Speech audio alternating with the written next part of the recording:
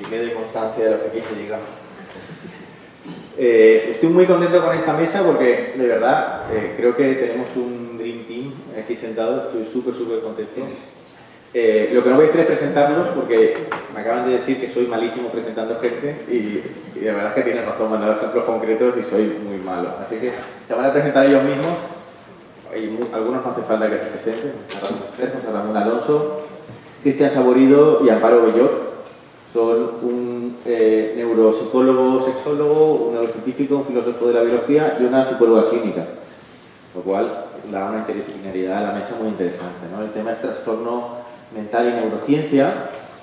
Y bueno, como hicimos con la mesa anterior, serán 10 minutos, 10-15 de presentación cada uno y luego ya abrimos el debate. Una hora micro, si alguien necesita micro que me lo diga y lo paso, ¿vale?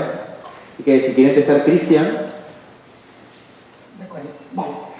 Pues lo primero de todo, pues, como no podía ser de otra modo, agradecer a Ángelo y a los organizadores del congreso que me habían invitado. Como ha dicho, yo soy filósofo de la biología y de la medicina. Entonces, bueno, cuando Ángelo me invita a participar en una mesa redonda sobre neurociencia y trastorno mental, con gente que trabaja sobre neurociencia y trastorno mental directamente, con neurocientíficos y psicólogos, pues imagínate el compromiso, ¿no? Me quedo más tranquilo, en cierto modo, porque es un curso que se hace en una facultad de filosofía y hay una razón para que estas cosas se hagan en una facultad de filosofía. Entonces, bueno, en este sentido es como que creo que hablaban bien un poco de que las derechas de un poco complejo con las de ciencias, pues esto de cierto modo me permite justificar por qué me ponen a mí en una mesa como esta. ¿Por qué es importante, por qué es relevante la neurociencia para la filosofía?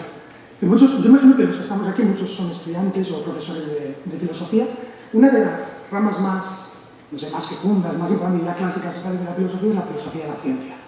La ciencia nos interesa muchísimo a los filósofos, porque me imagino que todo lo que estudia filosofía se lo han dicho en clase, la ciencia es una práctica social institucionalizada, potentísima, muy relevante socialmente, porque es la forma en la que producimos conocimiento de forma más fehaciente. ¿Qué nos interesa a los filósofos? La verdad, sí, con una mayúscula.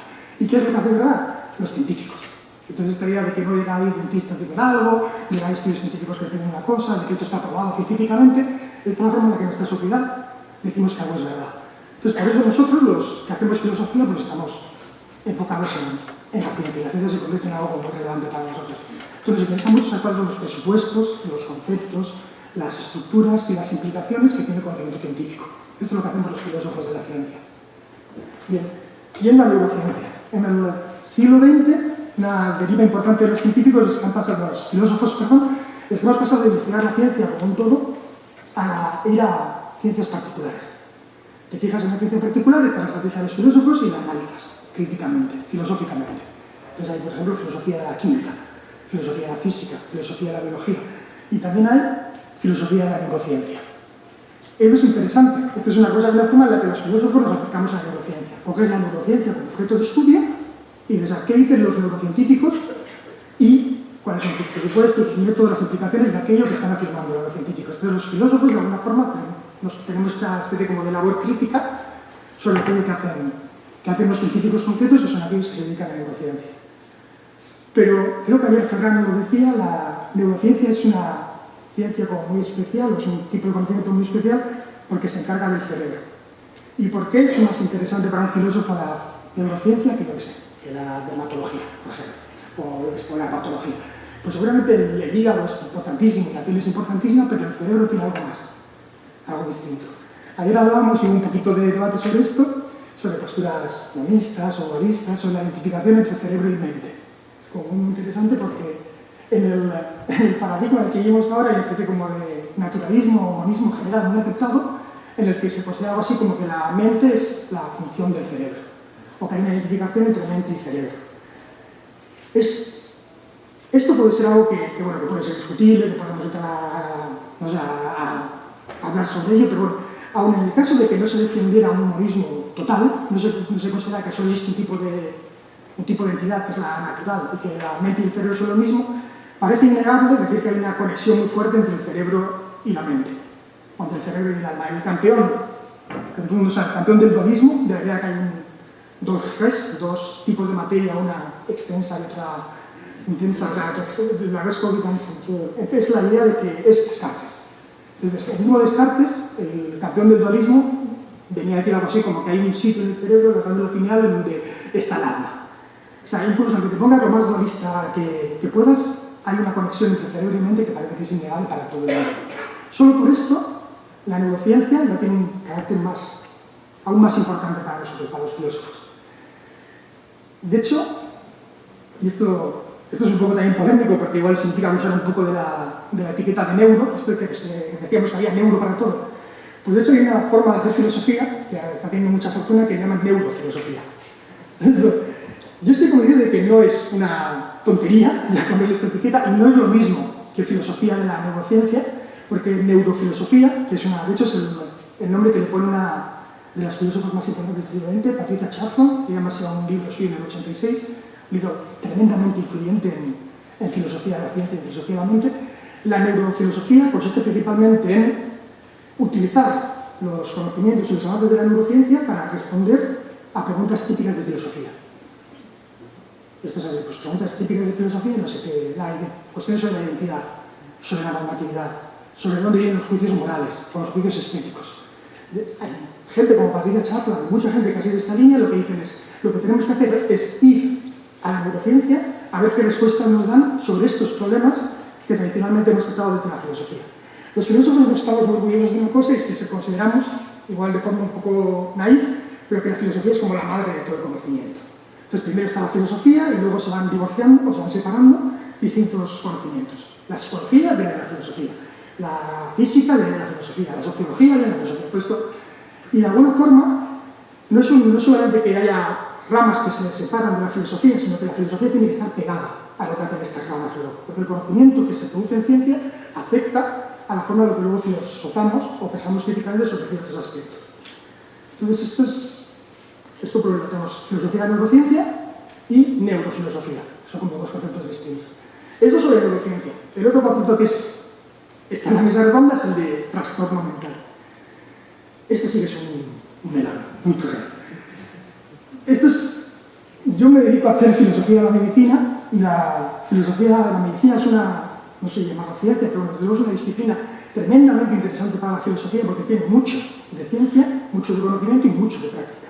Se dice como la mezcla entre arte y ciencia. Y una de las cosas curiosísimas que tiene la medicina, que tiene prácticamente toda la ciencia, es que como nosotros somos filósofos y nos interesan los conceptos, esto del filósofo siempre te está preguntando por qué, o defíneme esto. Esto es lo de una persona tremendamente molesta, las charlas. Pues una cosa también que para los filósofos nos está como muy escandaloso es que las ciencias particulares prácticamente no tienen una buena definición de los conceptos más básicos que tienen. Pues en biología no hay una definición clara de qué es vida. En sociología no hay una definición clara de qué es sociedad. Y en medicina no hay una definición clara de qué significa sano y enfermo. De qué significa una patología, de qué significa un estado saludable, de qué significa un trastorno. Yo sé o me puedo imaginar que cuando Angelo, o quien organiza esta mesa redonda y piensa el título, se encuentra con un problema enorme por cómo le llamamos a esto. Porque si pones enfermedad mental, o trastorno mental, o síndrome, o cualquier cosa, esto va a ser problemático, porque hay que definirlo, hay que tratarlo. De hecho, en filosofía de la medicina hay como dos corrientes principales que no se ponen de acuerdo no sobre cuál es la definición de salud y enfermedad, sino sobre cómo tenemos que buscar una definición de salud y enfermedad.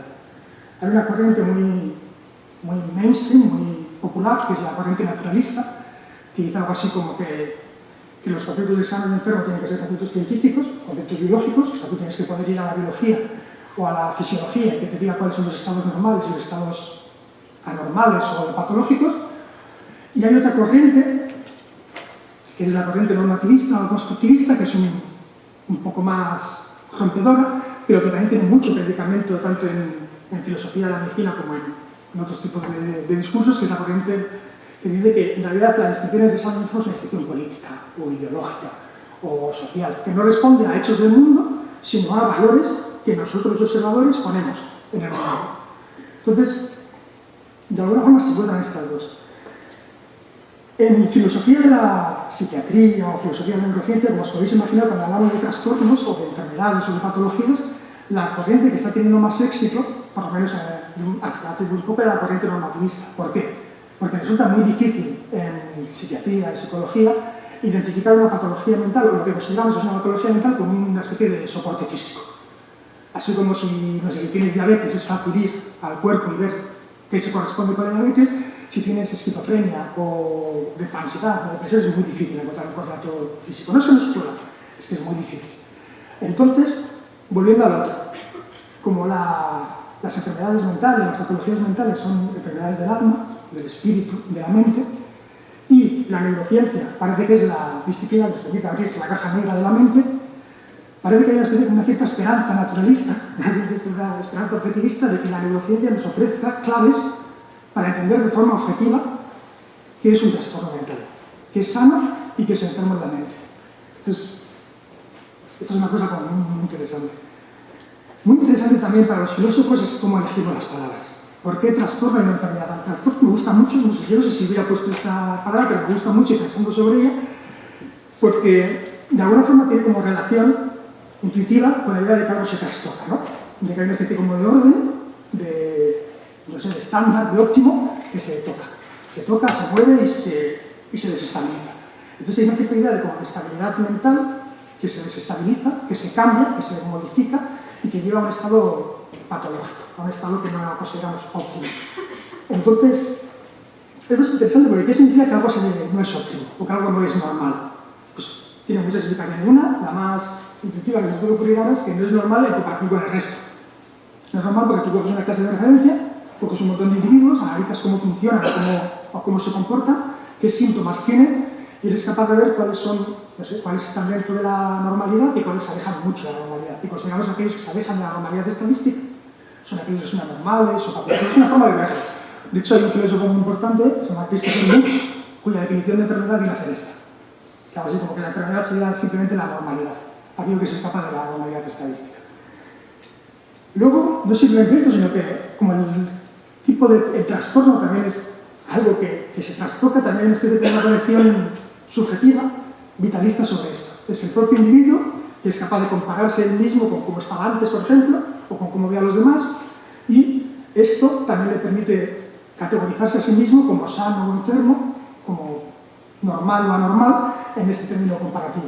¿Por qué es tan interesante volver a esta idea del paciente? Porque esto es una cosa que no se dice demasiado, debería decirse, porque en biótica aprendieron hace mucho tiempo la gente que trabaja con enfermos que hay por lo menos 3 dimensiones de la noción de salud y enfermedad. Una noción subjetiva, la del propio paciente, una noción social, la de cómo el paciente se integra en su sociedad, y una dimensión médica o objetiva de cómo alguien, como el científico, alguien que tiene el sello de calidad, categoriza algo como sano o enfermo.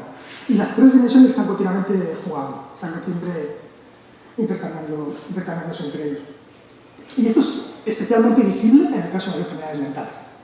Es mucho más visible. Hay muchas enfermedades mentales que no, bueno, enfermedades o trastornos mentales que no hay muchos conflictos éticos porque la categorización que hacen los médicos no es la misma que la que hacen los pacientes, porque la sociedad lo ve también de una manera distinta. Cuando los 3 ejes de la salud y la enfermedad no concuerdan, entran en conflicto, entonces cuando empiezan a venir todos los problemas éticos. Y es cuando la definición de salud y enfermedad, que es una cosa que parece que podemos hacer perfectamente medicina o neurociencia, sin una definición de qué es trastorno, aquí es cuando la definición vuelve a tener importancia. Entonces, bueno, yo no sé si tenía muchas más cosas apuntadas, tengo una hoja llena de borrones, para decir. Un poco eso, como conclusión de todo esto, y teniendo en cuenta que no tenemos mucho tiempo y para dejarlo espacio al debate, lo más importante que quería decir era un poco esto. ¿Por qué es necesaria la filosofía para la neurociencia? En cierto modo porque hay una frase, podemos parafrasear una frase muy famosa de Kant, que hay una idea de que la ciencia sin filosofía es ciega, porque de alguna forma es como que le falta como aparato crítico o necesita de algo que le permita de alguna forma fijarse cuáles son sus presupuestos y sus implicaciones, pero al mismo tiempo, y esto es muy importante, la filosofía sin ciencia es vacía. Ayer Ferran dijo otra cosa que a mí me gustó mucho, es que lo que a él le preocupaba era combatir el neurodesconocimiento. Es una cosa muy interesante, es muy fácil hacer filosofía de la ciencia, es una tentación que tenemos sabiendo muy poca ciencia. O es muy fácil hacer filosofía de neurociencia sabiendo muy poca neurociencia. Es un riesgo porque es muy fácil caer en el cuñadismo y decir un montón de tópicos y de mitos y de cosas así que realmente no tienen base. Entonces, De alguna forma, la filosofía, la neurofilosofía, consiste combatiendo el neurodesconocimiento, aplicar todo lo que sabemos o lo que se va aplicando en neurociencia a la filosofía. Y al mismo tiempo, la filosofía de la neurociencia permite utilizar un aparato crítico potentísimo que tenemos para cuestionar continuamente lo que se sabe en neurociencia. Es interesante porque, bueno, es fascinante porque también el título del congreso se llama como Pensamiento Crítico y Divulgación Científica. Hay algunos mitos y algunos pensamientos erróneos que se salvan con más divulgación, con más conexión entre los científicos y los filósofos, los científicos y la sociedad, los filósofos y la prensa. Entonces hay cosas que, llevando el conocimiento científico a esferas más amplias, consigues salvar o consigues combatir muchos mitos, muchas ideas erróneas. Pero también, y eso es interesante, hay otros pensamientos erróneos que se curan o que se salvan con más pensamiento crítico dentro de la misma ciencia. O sea, no hay que olvidarse eso. De hecho, lo hablábamos ayer, en ciencia estar equivocado es lo normal. Es una cosa continua. Hay un argumento muy famoso de un filósofo que se llama Larry Laudan, que se llama la metainducción pesimista. Lo que Larry Laudan dice de una forma que es muy clarificadora, muy ilustrativa, es que con poquito que sepamos de historia, los científicos han estado equivocados casi siempre. Sabemos que lo que sabían está mal. Entonces el amigo cambiando todo el rato. Y hay que ser como muy arrogante para pensar que justo lo que sabemos ahora o lo que no sabemos ahora esto es lo correcto. Y hasta allá llegamos. Entonces lo que es eso, asumiendo que lo más probable, casi seguro, es que lo que sepamos ahora, lo que sepa la neurociencia ahora está mal, o por lo menos no es completo, hace falta más pensamiento crítico para hacer esto. Hay una especie como de feedback entre la ciencia y el pensamiento crítico que es importante. De hecho, ahora me imagino que cuando hablen ellos, y ya sin haberme extendido tanto, seguramente nos vamos a... Ellos son mucho más que de trastornos mentales. Y seguramente estos trastornos, cuando nos lo expliquen, nos digan qué significan, qué implican muchísimas cosas a nivel social, a nivel médico y a nivel subjetivo. Entonces, lo que tenemos que hacer los filósofos, por ejemplo, en todas las clases de filosofía, es desconfiar. Es un poco la idea. Ver qué significa, qué implica, qué tiene aquí.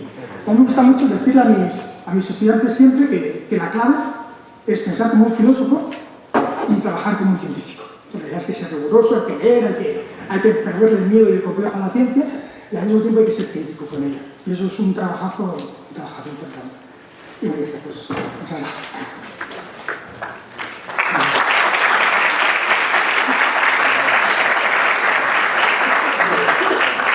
Ahora, si quiere hablar Amparo.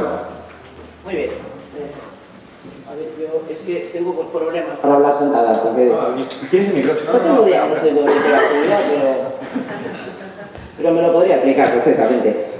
Bueno, ¿Tienes el micrófono para poner aquí o te hablas de es un poco complicado, pero para mí, cuando hay una mesa así por el medio, da igual, ya, ahora, gracias. Bueno, pues si me pones la primera diapo, por favor. Ay, sí, vale. En primer lugar, muchas gracias, anterior, y además gracias por esta iniciativa, ¿vale? Y yo, mis orígenes son filosofía. Yo estudié filosofía, entonces éramos 4 gatos, filosofía pura se llamaba, y nos miraban así como raros, ¿no? Es decir, los de filosofía pura. Recuerdo que éramos 15 o 16 en clase y cosas así. Y uno de los temas o de las asignaturas que más me apasionó siempre fue la filosofía de la ciencia, precisamente. Y a través de la filosofía de la ciencia llegué a la psicología, llegué a la mente. No sé si al cerebro, pero la mente sí. ¿Vale? A partir de ahí, lo que me ha interesado siempre es el trastorno mental, las personas que sufren, las personas que tienen problemas mentales. ¿Vale? Yo voy a frustrar a Cristian, no tengo ni la más remota idea, después de 30 años de experiencia clínica, de cómo definir adecuadamente un trastorno mental. Es decir, que la definición o la caracterización de los trastornos mentales es extraordinariamente difícil de qué es un trastorno mental.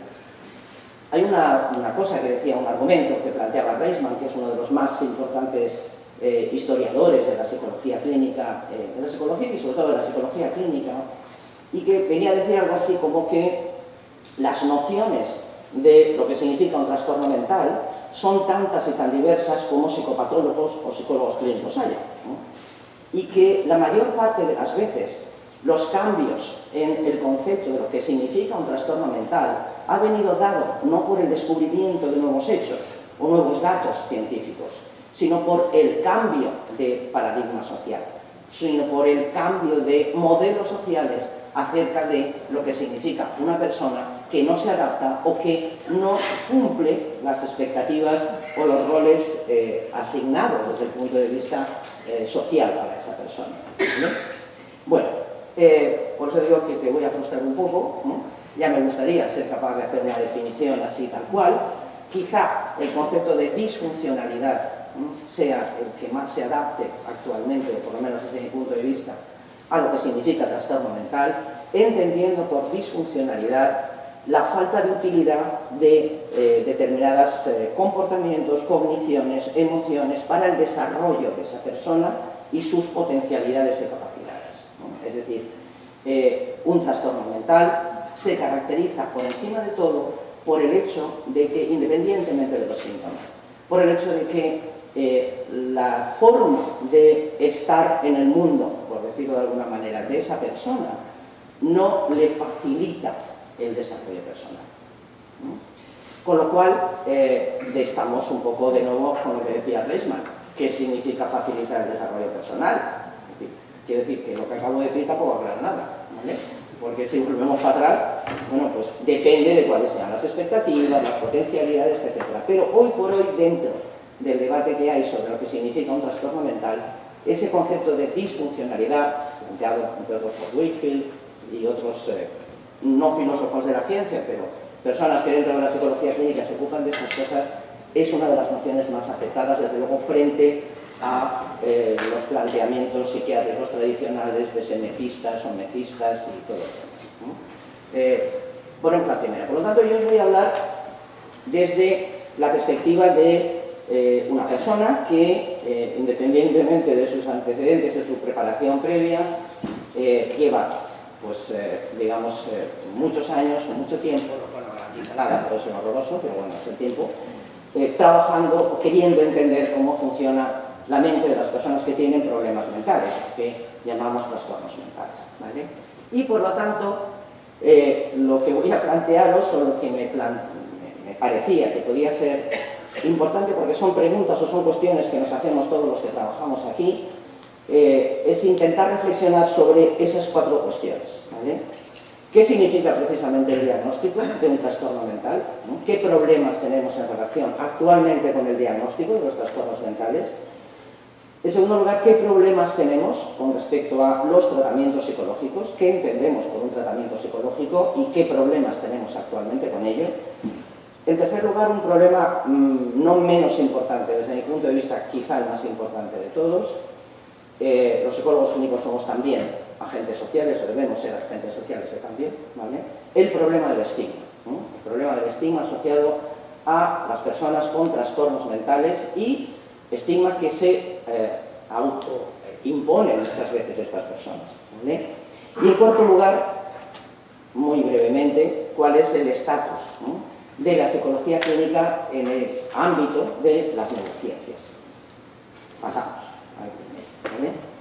El problema del diagnóstico.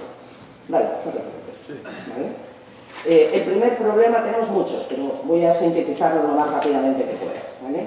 El problema del diagnóstico actualmente, desde el punto de vista clínico, se debate entre el modelo psiquiátrico tradicional, que es un modelo médico, versus un modelo psicológico.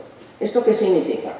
Pues significa que el modelo médico, el modelo psiquiátrico, busca establecer conjuntos muy claros, ¿no?, de síntomas que diferencien un problema de otro problema, un trastorno de otro trastorno, ¿vale? Es decir, o uno tiene una depresión, o tiene un trastorno de ansiedad, o tiene una esquizofrenia, o tiene, etc.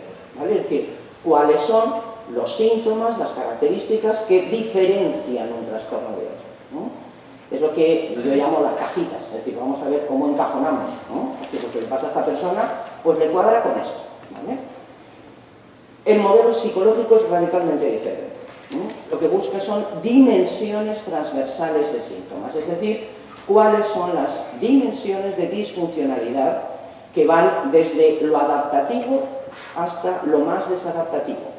teniendo en cuenta que no hay una sola dimensión, sino que hay muchas, ¿no? Quiero decir, pues el ser extrovertido o el ser introvertido, por poner el ejemplo clásico, no significa nada. Pues depende de para qué, depende del contexto, depende del momento, ¿vale?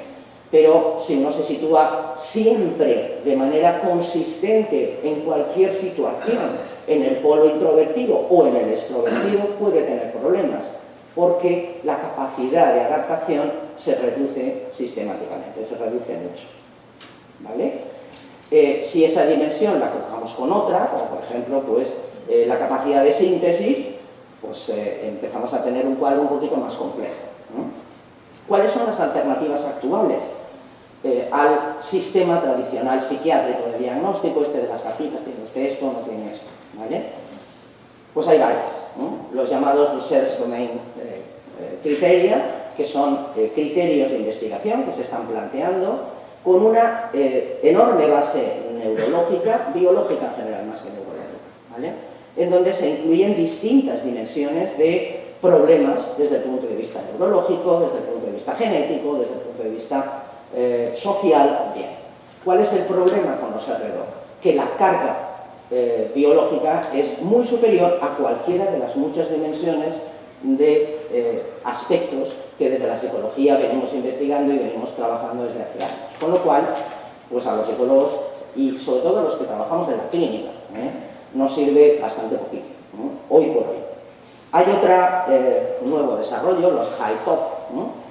Que es más dimensional, que tiene que ver con, que es mucho más reciente, ¿vale? Es parecida a los R2, pero básicamente se centra en dimensiones de desarrollo mental, ¿no? O desarrollo psicológico, ¿vale? Con lo cual, y básicamente se centra en dos grandes grupos de problemas, trastornos externalizantes que se denominan y trastornos internalizantes. Y en la base, o sobre la base de esas dos dimensiones es donde se sitúan los distintos problemas y los distintos síntomas que presenta la gente, ¿vale? Está por desarrollar, ¿no? Es decir, que está empezando a desarrollarse, con lo cual pues no sabemos dónde llegará. Lo que sí que sabemos es que a donde hemos llegado con los DSM es a cero, ¿no? ¿Vale? Con lo cual, pues nos sirve más un poco. A ver, yo recuerdo de cuando estudiaba filosofía y filosofía de la ciencia que un sistema de clasificación y diagnóstico tiene que servir no solo para ordenar el conocimiento, sino también para hacer prospecciones, para permitir avanzar, ¿no? El DSM no solamente no ha permitido avanzar, sino que ha producido los DSMs, una regresión en el conocimiento de los trastornos mentales y, sobre todo, en la aplicación y el desarrollo de tratamientos eficaces, ¿no? Dicho de otra manera, el decir que una persona tiene un trastorno bipolar tipo 2 me dice muy poquito acerca de la génesis de ese trastorno, el tratamiento de ese trastorno, la evolución de ese trastorno, cuáles van a ser los elementos que puedan intervenir a la hora de mejorar la calidad de vida de esa persona, porque no es lo mismo el trastorno bipolar que sufre Juan que el trastorno bipolar que sufre Antonio, ¿no? Porque hay otra serie de condicionantes sociales que están influyendo tanto más como el hecho de que pues a veces está triste o a veces está triste. No sé si me explico, ¿vale? Por decirlo así como de forma muy general, ¿vale? Bueno, las alternativas clásicas de la psicología, ¿no? El análisis funcional del comportamiento, es decir, cuáles son todos los factores que influyen en la aparición de un problema, los que influyen en su mantenimiento y por lo tanto a partir de ahí qué pronóstico podemos hacer y en qué aspectos de esos podemos intervenir para modificar el curso, ¿no?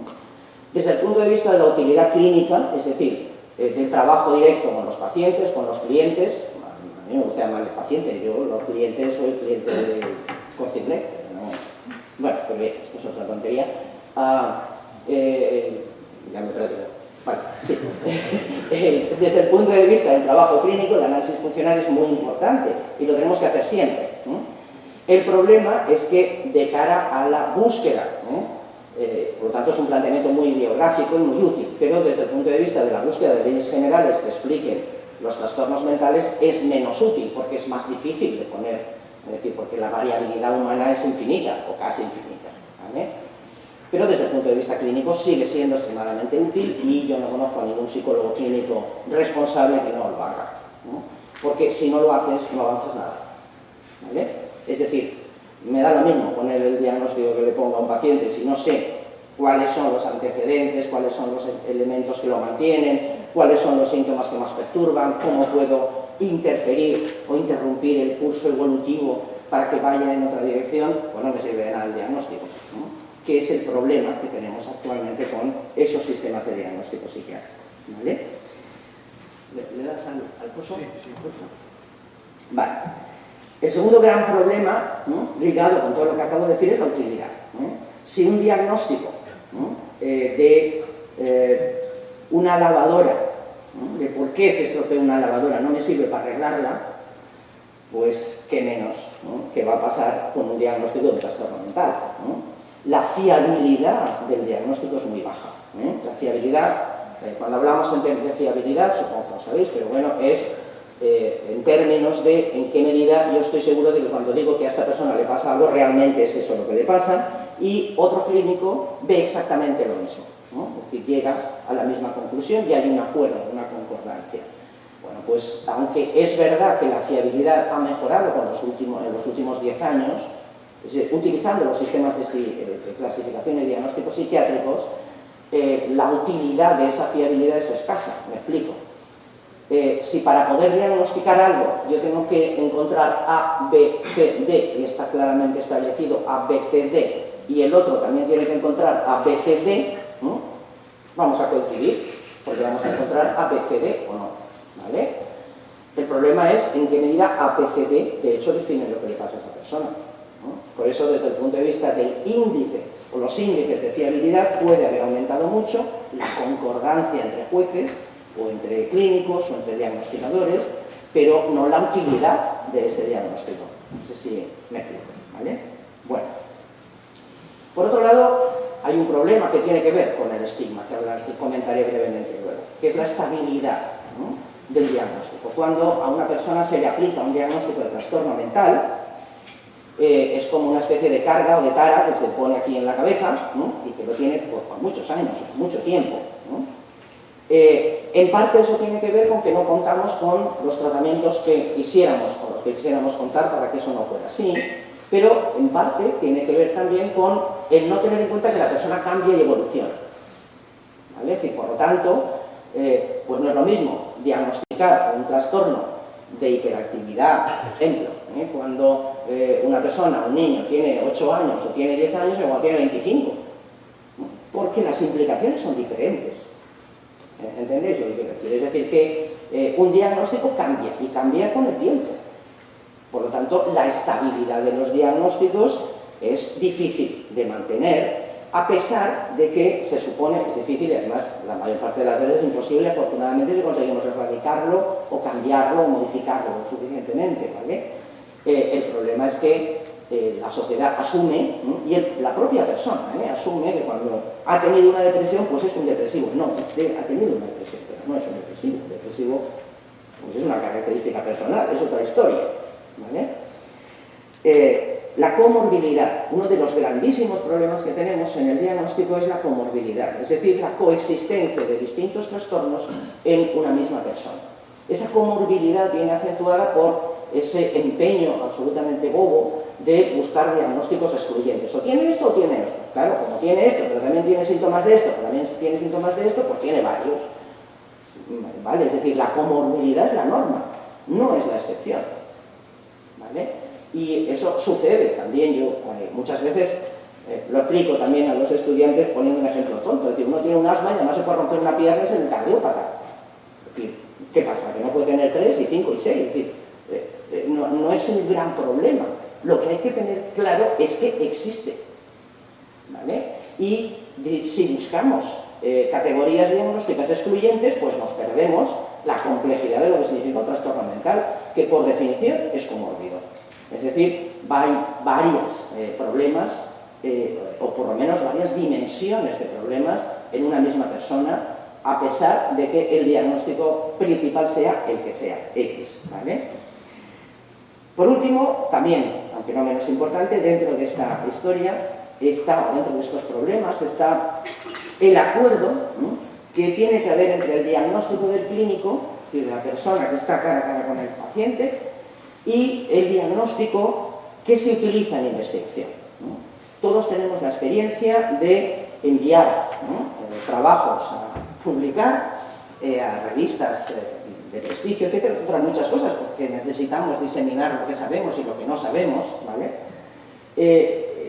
Donde pues 20 pacientes con el diagnóstico de 20 personas con el diagnóstico de X, ¿vale? Pregunta del revisor inmediatamente, ¿cómo ha hecho usted el diagnóstico? Hombre, a ver, pues he utilizado estos instrumentos, la ESCID, la no sé qué, la entrevista tal, la entrevista cual. A veces mientes, ¿vale? ¿Por qué? Porque utilizar un ADIS, por ejemplo, que es una de las entrevistas más utilizadas, lleva 2 horas y media. Yo no necesito 2 horas y media para decidir cuál es el problema o los problemas principales que tiene una persona, ¿vale? Por esto, no lo digáis que lo hacemos, pero lo hacemos, ¿no? Porque es así, ¿no? Es decir, utilizamos versiones abreviadas, etc., ¿vale? El problema es que durante mucho tiempo se ha pensado que los clínicos no sabíamos diagnosticar nada, ¿no? Y que lo que teníamos era que utilizar cuestionarios o instrumentos estandarizados para diagnosticar, ¿vale?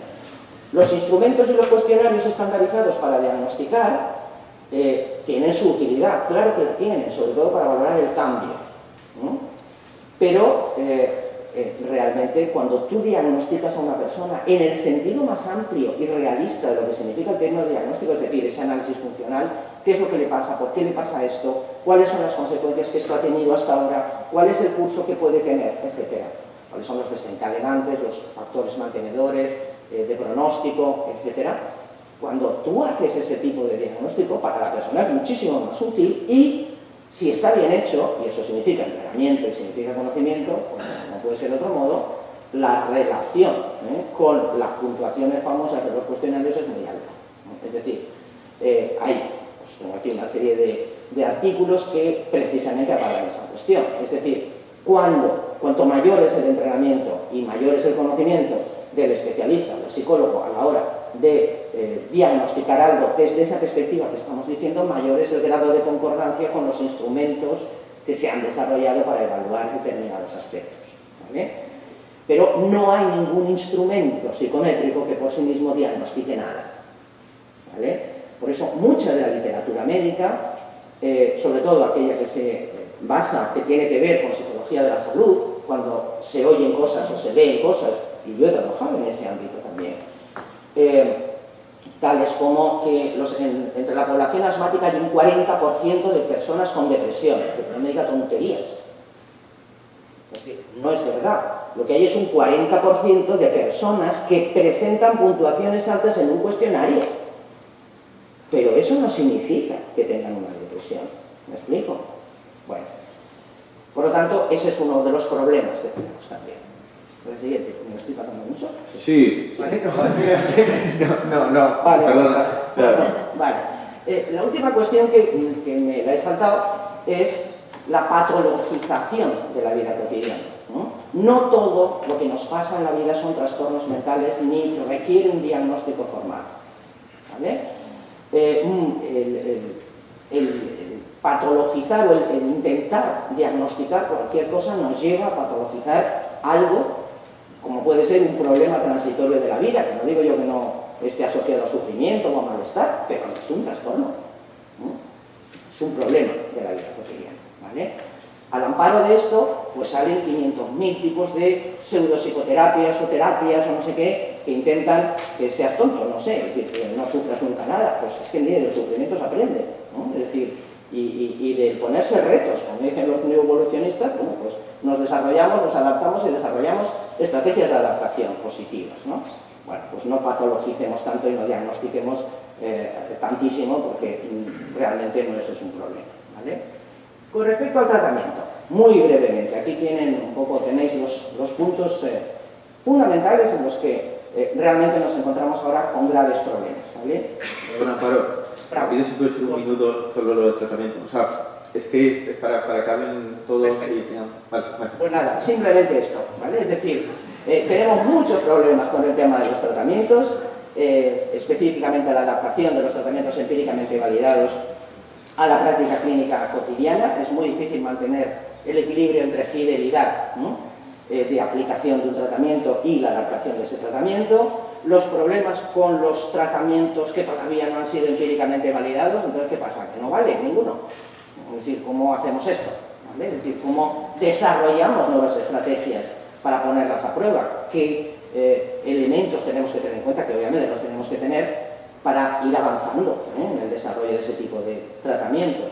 Una cuestión que nos importa y nos preocupa específicamente son los factores no específicos que inciden en la eficacia terapéutica. Hay una serie de estudios muy importantes, relativamente recientes, que indican que más allá de la aplicación de la técnica concreta, el 40, en torno al 30-40%, dependiendo de los estudios, de la eficacia de un tratamiento tiene que ver con la alianza terapéutica, es decir, con la relación que se establezca de confianza entre el terapeuta y el paciente, independientemente del tratamiento, ¿vale?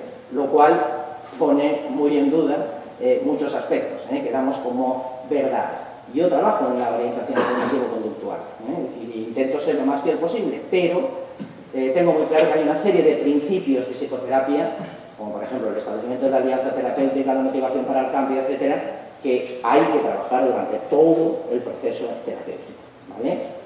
Otro de los problemas, ¿qué significa remisión? ¿Cuándo podemos decir, le doy a usted el alta? ¿Vale? Porque la mayor parte de las veces no sabemos cuál era la línea base, es decir, cómo estaba esa persona antes de venir. Con lo cual, ¿cuál es el criterio? Si no tenemos claro que es un trastorno mental, pues ¿cómo vamos a tener claro cuando decimos remisión? Utilizamos indicadores, claro que los utilizamos, pero son muy inestables muchas veces, ¿vale? Perdona, lo siento. Por último, aunque no la pases, ¿vale? Sí que me importa mucho decir que uno de los graves problemas que tenemos actualmente es el estigma, el estigma asociado a los trastornos mentales, ¿vale? Todos los que estamos aquí tenemos prejuicios en relación con el trastorno mental, y creo que tenemos que ser conscientes de que lo tenemos, ¿vale? Si cualquiera de nosotros vamos en un autobús y nos vamos a sentar después de que se ha levantado otra persona y la persona que está al lado nos dice, llévate cuidado cómo te sientas porque a lo mejor te contaminas, porque no se sabe quién se ha sentado ahí. Nos vamos a quedar un poco raros, vamos a estar un poquito incómodos a lo de esta persona. Pero si la persona la vemos triste y le preguntamos, ¿le pasa a usted algo? Es que me acaban de diagnosticar un cáncer de colon, casi lo vamos a abrazar. Eso es el estigma. ¿De acuerdo? Bueno, seguimos hablando. Gracias.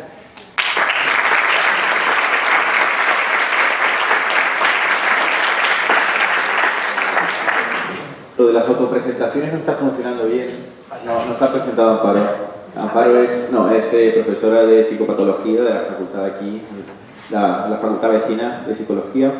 Además es presidenta de la Asociación Española de Psicología Clínica y dirige el grupo El TOC, que investiga sobre trastornos obsesivos y compulsivos. Una persona que podría estar hablando posiblemente 9 horas seguidas sobre psicología clínica. José Ramón Alonso quiere...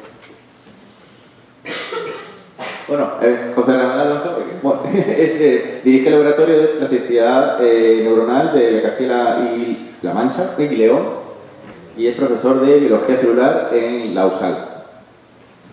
Bueno, buenos días, no sé si se ha entendido eso. Trabajo en el laboratorio de plasticidad neuronal y neuroreparación del Instituto de Neurociencias de Castilla y León, que está en la Universidad de Salamanca.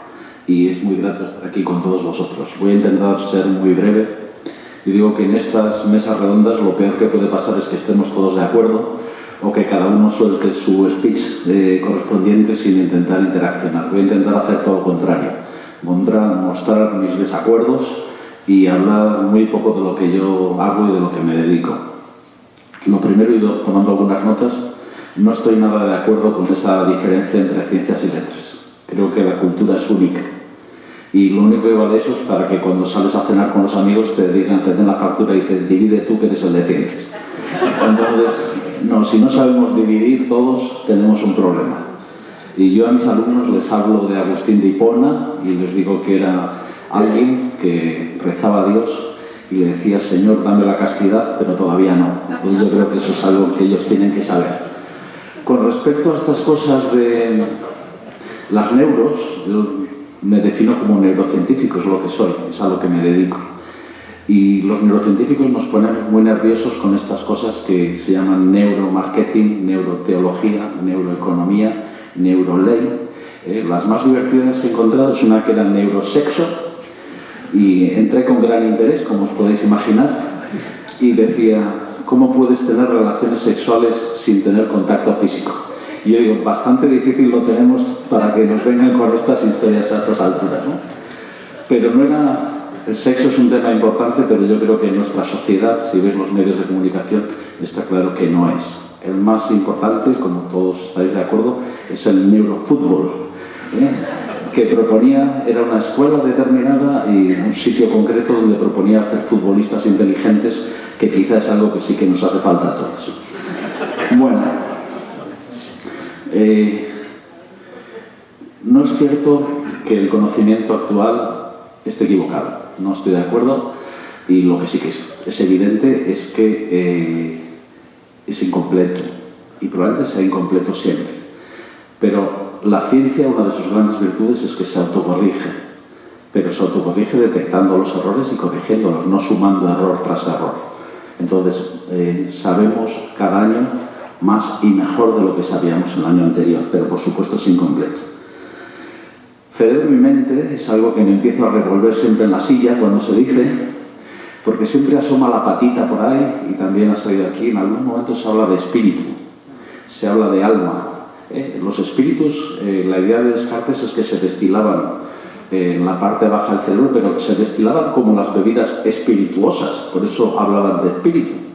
Y entonces yo creo que es una confusión que tenemos que evitar ya de una vez por todas, ¿vale? No hay destilados que floten y se muevan por ahí por el cerebro, ni por otros sitios, creo yo. Las definiciones también me ponen los pelos de punta.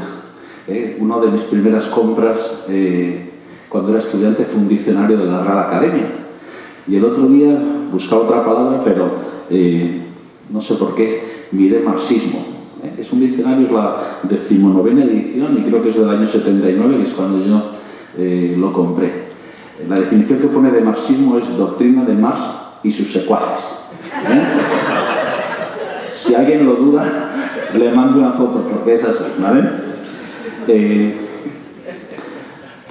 No comparto tampoco a las críticas a los diagnósticos médico-psiquiátricos. Yo creo que es una herramienta que permite buscar comunes denominadores, y eso es útil. Y al final nos hacen intentar buscar puntos de acuerdo para que todos intentemos llamar a lo mismo de la misma manera. Es cierto que cada persona es distinta, pero eso no lo niegan estos diagnósticos. Es cierto que son arbitrarios, que son artificiales, pero creo que nos han permitido avanzar en gran manera. Bueno, me pongo nervioso también, bueno, no me pongo nervioso, lo tengo asumido, pero me choca cuando hablamos de escuelas de pensamiento, escuelas en psicología, escuelas en filosofía. En química, en física no hay escuelas, en biología tampoco. Y algunas veces de estas cosas me choca porque siempre todo lo que ha hecho la otra escuela no vale para nada, es una mierda, y creo que es algo, a mí algunas veces lo de las escuelas, yo en broma digo a mis amigos psicólogos y filósofos, digo, ¿por qué no lo llamáis sectas? Joder, que creo que lo entendemos todos mejor que escuelas de pensamiento, pero bueno, ya os digo que lo que quiero es animar un poco el debate, que es para lo que creo que estoy aquí. No puedo estar de acuerdo con Amparo con lo de mentir, no todos mentimos, y aquí hay cosas, gente muy joven, entonces mi consejo es no mintáis.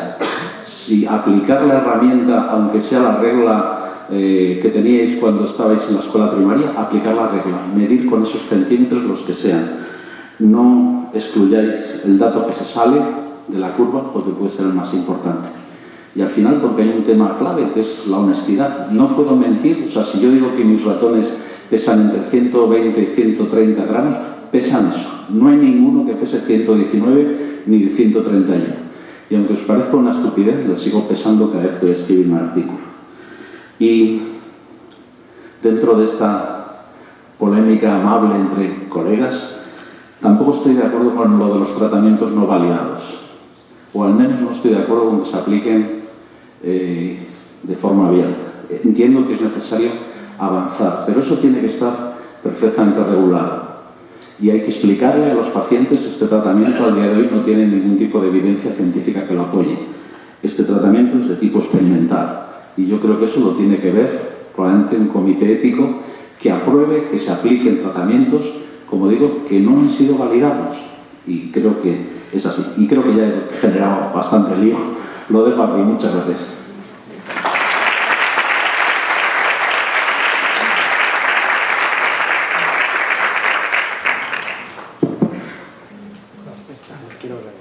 Sí. Bueno, ahora Raúl Espez, ya nos habló ayer. Bueno, ¿quieres decir más palabras antes de poner los vídeos? Sí, antes de empezar. Bien, pues gracias Angelo por la invitación, es un placer estar aquí con colegas para, pues eso, para repartir, para compartir cosas, ¿no? Ayer alguien me pidió, oye, para una tesis en junio, envíame tu título de doctor. Y mi título de doctor pone doctor en filosofía, ¿no? Y pone entre paréntesis rama psicología, sección psicología, ¿no? Bien, estoy muy de acuerdo con muchas de las cosas que ha dicho Amparo, sobre todo con el tema del sobrediagnóstico y sobre todo algo que soy muy crítico sobre el tema más bien de la parte psicofarmacológica, de las presiones de la industria para crear nuevas patologías. Datos muy interesantes que estuve leyendo ayer por la tarde. El manual de diagnóstico que nosotros, psiquiatras y psicólogos, por cierto, echo de menos un psiquiatra en esta mesa. En este manual de DSM del cual se ha hablado, en 1952, la primera edición, había 106 categorías diagnósticas. DSM-2, 1968, 182 categorías diagnósticas. DSM-3, 1980, 265. Ocurrió algo en 1980, y es que se pasó de Freud a la fluoxetina. Y hubo un cambio muy importante ahí, con ya y posteriormente ISRS, etc. DSM-3R en 1987 se mantenía más o menos, había aumentado muy poco. DSM-4 en 1994, 297 categorías diagnósticas. DSM-TR año 2000 había aumentado un poco, pero no muy significativamente. DSM-5 2013, 410 categorías diagnósticas. Si hacemos un pequeño resumen, tenemos un incremento de cerca del 400% en apenas 50 y pico años, ¿no? ¿Qué será lo próximo con el DSM-6? 500 categorías diagnósticas. Yo tengo una anécdota que es una anécdota autobiográfica de un primo, Jordi, que de pequeño me llamaba mucho la atención porque mi tío Vicente era tan movido mi primo que lo ataba a la pata de la mesa con una cuerda. La misma cuerda que usaba para la perra, pues lo usaba con su hijo, porque aquello era el demonio de Tasmania. Se movía muchísimo, pero lo que bueno, pues hoy se llama TDAH. Mi primo, pues nada, se crió feliz, moviéndose como una perdiz por el mundo. Nunca creó problemas en el colegio, al menos a los padres, a mis tíos jamás se lo dijeron. Y bueno, y actualmente es un chaval encantador, eso sí, muy buscador de sensaciones, tiene una moto de 200 caballos y le gusta ir a 300 y pico, 330, 340, todo lo que echa la moto. Y bueno, tiene unas características de personalidad, pues bueno, pues TDAH. Bien, pues esto que en su momento no jamás fue medicado, ni fue diagnosticado, resulta que mi hijo ha tenido un hijo que es TDAH, perdón, mi primo ha tenido un hijo que es TDAH. El tema es inmediatamente, no, es que tienes que llevar al médico, al psiquiatra o al neuropediatra a tu hijo porque no es normal que esté molestando en clase, no es normal, es muy disruptivo, etc., ¿no? Inmediatamente mi primo se negó, dijo, no me da la gana llevarla a ningún sitio para ponerle etiqueta a mi hijo. Inmediatamente los maestros, una circular a casa, oye, que tienes que medicar a tu hijo, ¿no? Sería muy conveniente que medicaras a tu hijo. Y mi primo es tremendamente creativo y su hijo es tremendamente creativo. Y detrás de esa diversidad funcional que ahora se llama discapacidad, pues va a resultar que es muy adaptativo, se ha adaptado muy bien a la sociedad, ¿no? Yo trabajo en el Hospital Clínico Universitario, aunque soy neuropsicólogo desde el año 92, en 4 hospitales públicos, como ayer me presenté, y trabajo, me siento entre dos aguas, porque trabajo entre neurólogos y psiquiatras, y es lo que porque estás como en un partido de tenis recibiendo pelotazos de los dos. Por un lado tienes a los neurólogos que oyen a los psiquiatras y los psiquiatras que piensan que los neurólogos están todos locos o al revés, ¿no? O los neurólogos son lo que piensan de los psiquiatras. ¿Qué pasa? Que allí me encuentro yo en medio como neuropsicólogo y a veces los psiquiatras, como ocurrió el martes pasado, me enviaron un paciente que tenía pues, unos delirios espectaculares. Y yo miro en la hoja de interconsulta, pone de psiquiatría a neuropsicología, y digo, ¿cuál es el motivo, cuál es la razón para que yo diagnostique desde la perspectiva neuropsicológica? No póngale usted una etiqueta y búsquele usted una causa orgánica, algo que yo no encuentro. ¿Qué pasa? Cuando los neurólogos o neuropsicólogos no encontramos la causa orgánica, se lo enviamos la pelota caliente, se la enviamos a los psiquiatras. ¿Qué pasa? Que ahí todos buscamos un sustrato, buscamos el sustrato orgánico, vamos a ver qué pasa, vamos a buscar un biomarcador, vamos a ver qué pasa con el cerebro, vamos a buscar pues lo de la oxitocina que comentaba antes la compañera, que estoy totalmente de acuerdo, que ni es la hormona del amor ni nada, es una parte de un cóctel enorme de un montón de neurotransmisores y hormonas, y me parece más bien un titular de prensa amarillo llamarle la oxitocina es la hormona del amor, que eso vende mucho, que decir que cuando estás enamorado hay un cóctel neuroquímico un tanto especial, ¿no? Bien, no quiero extenderme más. Ayer buscando en mi página web encontré un par de vídeos que me gustaría compartir con vosotros, sobre todo para sembrar un poco de cizaña, porque yo creo que esto es lo que me gusta a Ángelo, ¿no? Y que se siente aquí discusión, también obviamente entre el público, y encontré un par de vídeos que colgué recientemente en mi página web de La Sexta, de un programa titulado Las pastillas de la felicidad, que no sé si lo visteis, pero quiero sacaros estos dos vídeos cortos. Fijaos, son 3 minutitos.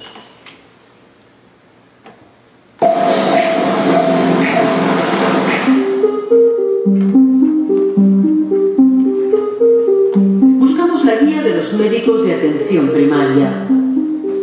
El manual DSM, el diccionario de desórdenes mentales. Problemas de relación entre padres e hijos, problemas de relación con los hermanos, niño afectado por una relación parental conflictiva. Redactado por la Asociación Americana de Miedo Psiquiatría. a la sangre, miedo a las inyecciones y transfusiones. Es la Biblia de los psiquiatras que amplían cada 15 años con nuevos trastornos. Trastornos relacionados con factores de estrés, también trastornos del sueño, trastorno de pesadillas.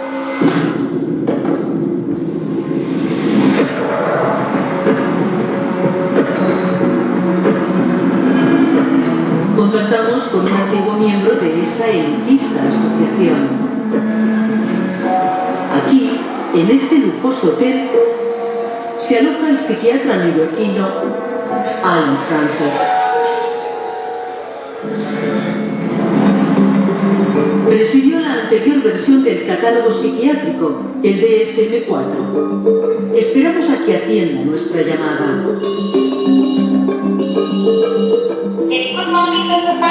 Hola, buenos días, Ana, ¿qué tal? Usted lideró el equipo que elaboró el manual DSM-4. ¿Cuáles fueron sus conclusiones? Nos preocupaba que mucha gente, que es esencialmente normal, fuera diagnosticada con trastorno mental y fuera tratada con pastillas que pueden causarle más daños que beneficios. Así que intentamos con fuerza reducir el excesivo diagnóstico a personas que estarían mejor sin medicar. ¿Qué opinión tiene del posterior manual DSM-5? Creo que el DSM-5 cometió un error fundamental. En lugar de continuar con el esfuerzo de reducir el sistema de diagnóstico, lo ha expandido mucho. Los límites entre una persona normal y una mentalmente enferma son muy difusos, y es muy fácil convertir la infelicidad, que es una parte normal de la vida humana, en enfermedad mental. Si las definiciones son muy abiertas y se aplica el libre albedrío, las farmacéuticas se publicitan. Ellas hacen dinero tratando a los sanos. Muy pronto todo el mundo estará enfermo. Muchas gracias. Adiós. ¿Enfermedades mentales creadas para satisfacer a la industria farmacéutica? Preguntamos en el Instituto Catalán de Farmacología. El objetivo de un laboratorio farmacéutico no es curar el insomnio ni curar las enfermedades, sino vender medicamentos. Para definir si una persona tiene depresión, por ejemplo, se le pregunta si se siente triste, si es optimista ante el futuro, si tiene insomnio. Preguntas poco concretas. El DSM-3, publicado en los años 90, decía que el duelo por la muerte de una persona querida es patológico si dura más de 2 años, me parece que decía. En el DSM-4 rebajaba a 6 meses. El DSM-5 ya habla de duelo patológico cuando dura más de 2 semanas. ¿Qué va a hacer el DSM-6?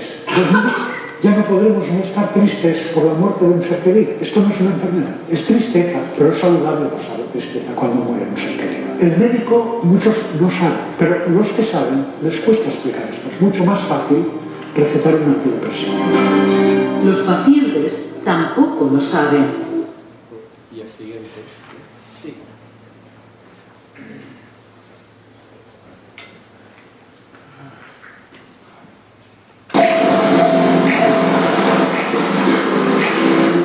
La gente los demanda, pero ¿quién los está suministrando?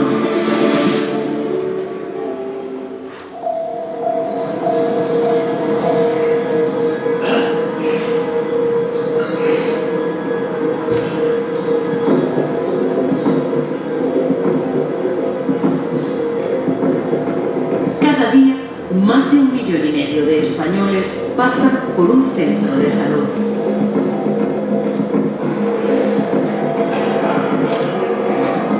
Siguiente. ¿Qué medicamentos toma? Para colesterol, para tiroides, para depresión. ¿Qué está tomando para la depresión? Lorazepam y pregabalina. ¿Toma algún medicamento? Sí. ¿Qué toma? Tomo un medicamento para la tensión arterial y otro para tranquilizarme. ¿Cuánto tiempo lleva tomando? 2 o 3 meses. ¿Quién le hace la receta? ¿Su médico de cabecera? Sí. El siguiente. 1 de cada 3 pacientes viene por problemas emocionales. En los últimos años ha aumentado. Ha aumentado las personas que vienen a consultar por problemas emocionales varios. Porque buscan en la medicina una solución a los problemas emocionales. ¿Cuánto tiempo pasa aproximadamente con cada paciente? Yo tengo de media 7 minutos por consulta. En el caso de la depresión, ¿cómo consiguen hacer un diagnóstico? Con una entrevista clínica en la cual empatizamos con el paciente y luego tenemos algunos test que nos ayudan a valorar la depresión y la ansiedad. ¿Me puede leer alguna de las preguntas entonces? Pues las preguntas son: ¿está satisfecho con su vida? ¿Nota que su vida está vacía? ¿La mayor parte del tiempo está de buen humor? ¿Se siente feliz? ¿Cree que vivir es maravilloso? ¿Cree que su situación es desesperada? ¿Cree que los otros están mejor que usted? ¿Cuántas de esas preguntas tienen que ser positivas? Bueno, por debajo de 5 esto lo consideramos normal. Por encima de 9, pues entonces pensamos que es una depresión establecida. ¿Cuántos ansiolíticos y antidepresivos receta aproximadamente al día? Pues a lo mejor entre 6 y 8, una cosa así. ¿Cuál es la medicación más común que receta? Son los ansiolíticos, los tratamientos para la ansiedad en relación a esto.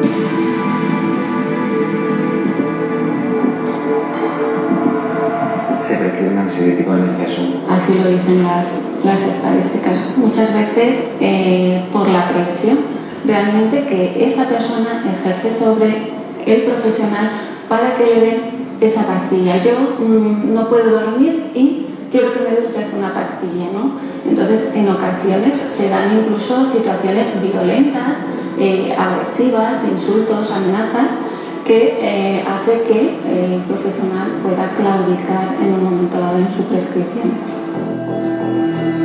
El 60% de las recetas de psicofármacos las firman los médicos de atención primaria. No pueden derivar a todos los pacientes que lo necesitan a salud mental, porque solo hay 4 psicólogos por cada 100.000 habitantes. La media europea es 4 veces mayor. Los que llegan a psiquiatría son casos con enfermedades emocionales más graves. ¿A cuántos pacientes atiende usted al día? Pues aproximadamente atenderemos al día entre 10 o 12 pacientes. Tú estima que hay una media de 2-3 ingresos diarios. ¿Qué edad tienen estos enfermos con estas patologías mentales? Son pacientes entre 20 y 40 años. ¿Con qué patología vienen aquí? Bueno, pues vienen pacientes con trastornos mentales graves agudos, esquizofrenia, trastorno bipolar, trastornos de conducta alimentaria graves, trastornos de personalidad. En la sanidad pública solo hay 11 psiquiatras por cada 100.000 habitantes. Pero la demanda no deja de crecer. Hasta en los lugares más remotos e inesperados.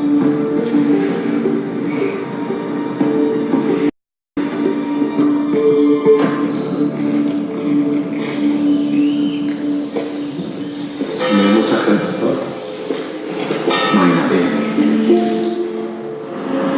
En invierno no son más de 200 vecinos y el 80% están jubilados. Deberían vivir sin preocupaciones y sin ansiolíticos. Somos de la secta, del programa Equipo de Investigación. ¿Es usted de aquí? Sí. ¿Usted ha tomado alguna vez algún ansiolítico? Sí, cuando subí mis hermanos. ¿Y toma usted pastillas para dormir? Sí, una pastilla, lorazepam. Lorazepam. ¿Es una al día? Tomaba una al día y me dijo él, se lleva muy bien médico conmigo, te vas a tomar una por la mañana. Pero yo soy muy chiquitita, ¿Durante cuánto tiempo lleva tomándola? Yo qué sé, muchísimo. Yo creo que a lo mejor 17 o 8 años. O más, quizá. Muchísimas gracias. Hasta luego.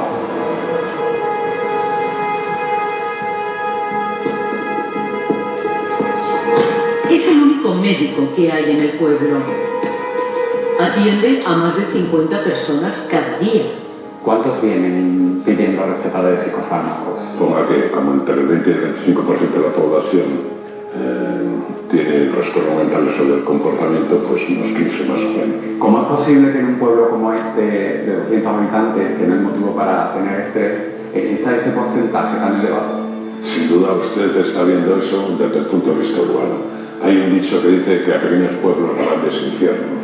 Es decir, los conflictos aquí, a pesar de todo el ambiente bucólico en el que podemos vivir y desarrollar nuestra existencia, y es verdad, sabemos que hay lo puro y todo es tranquilidad, aparentemente no es cierto. Hay tantos conflictos como en cualquier otro medio urbano, sin duda alguna. ¿Cuántos psicofármacos pueden estar al día? No les sabría decir, pero muchos. Muchos, estamos hablando de 10, 8, 15... 30 o 40 psicofármacos al día, sí, probablemente. Yo, como médico, no puedo derivar a psicoterapia a los pacientes que probablemente encontrarían una solución en la psicoterapia sin tener que utilizar psicofármacos. ¿Quiere decir que en algunos casos receta usted psicofármacos en contra de su voluntad o de su criterio clínico? Digamos, en contra de ser pragmático y hacer lo que se puede hacer en este caso. Siempre es mejor utilizar un psicofármaco que no decirle, mira, necesitas una psicoterapia que la Seguridad Social no te puede ofrecer y tú no puedes pagar, así que te vamos a dejar sin nada. No para de recetar somníferos. Un dato para terminar. 2016, 64 millones de cajetillas de antidepresivos vendidas. 2016, 48 millones de cajetillas de ansiolíticos vendidas en este país. Son datos para reflexionar. Ahí lo dejo.